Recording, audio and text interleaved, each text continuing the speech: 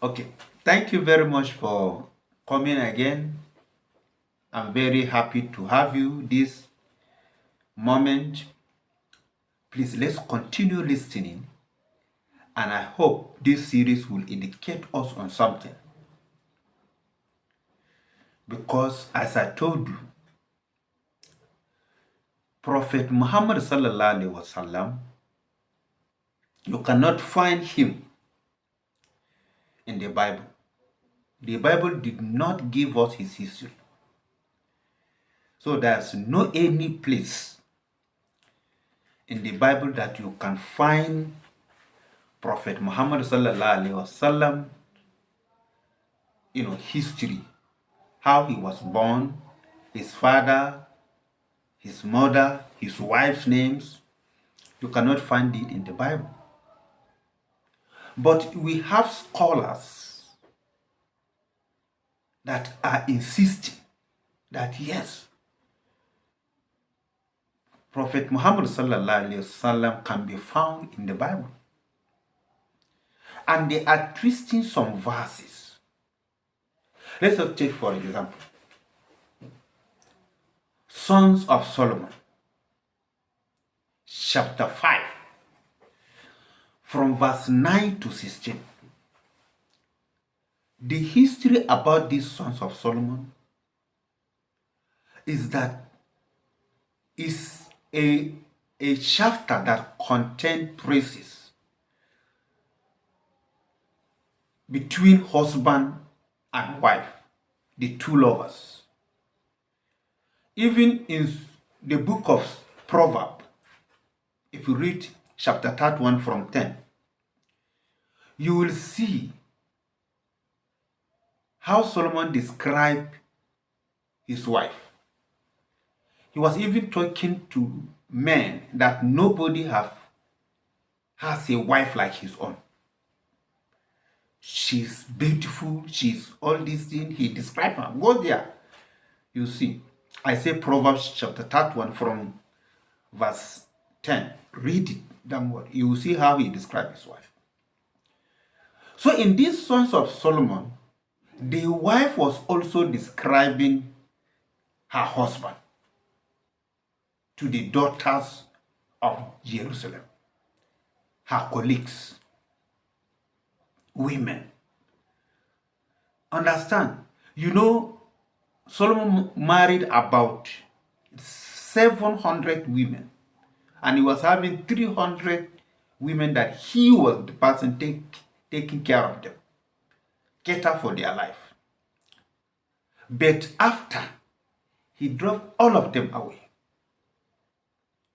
he remained with this only wife. And that's why they were praising one another.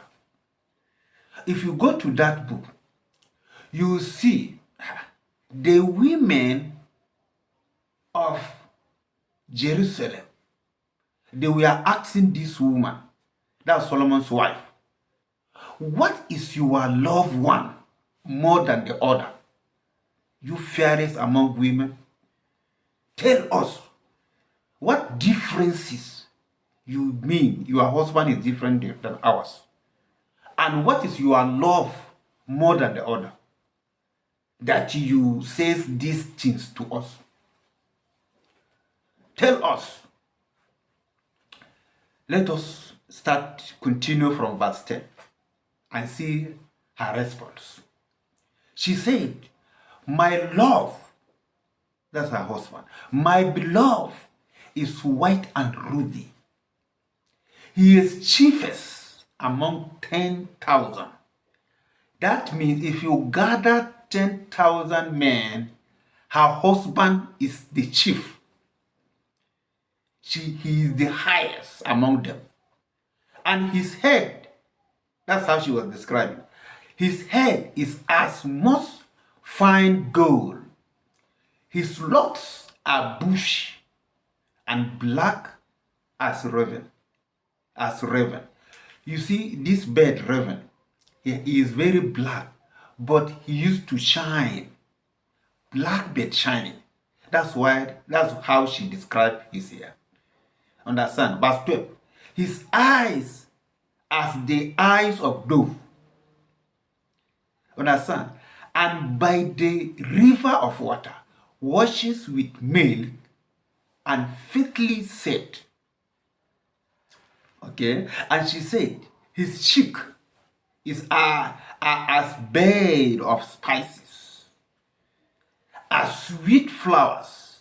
His lips, according to her, is like lilies, dropping sweet, smiling myrrh.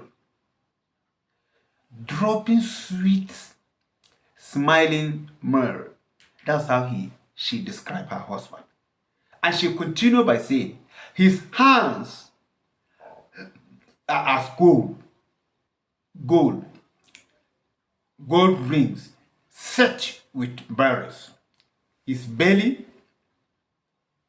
is as bright ivory overlaid with sapphires, and his legs are as pillars of marbles.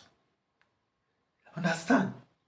Set upon socket of fine gold, and his countenance is as Lebanon, excellent as Kedars.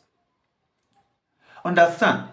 But the problem we have with many Muslims, where they think Christians are misinterpreting, is verse 16. So let us go to this verse 16 and see. She said, his mouth is most sweet, yea, he is altogether lovely. This is my beloved, and this is my friend, O daughters of Jerusalem. After she had finished describing her husband, he said, this is what I call my beloved, and also my friend. Her husband is her friend. And O daughters of Jerusalem. Understand? So now, if you want to interpret this directly in Hebrews language, that's what they call Kate. Kate, Mamtak, Machman, Makman. Check, Mamtak, Makman, or Kate is all the same. So Kate in the Hebrews language is what we mean mouth. Mouth is Kate. Then Mamtak is the most sweet. Most sweet in their language is what they interpret as Mamtat. Mamtat. And then Makmad. Makmad is meaning pleasanting, or beloved, desire, goodly, or lovely. So she add all these things together and she said, altogether lovely. But when you go into interpretation in Hebrews ways, Ket Montat Mahmad, Ket Montat Mahmad, then the Muslims say, yes, that's the name of Muhammad. Muhammad is Muhammad, but the Christian, because they don't love Muhammad sallallahu alaihi wasallam, that's why they don't want to come out with this.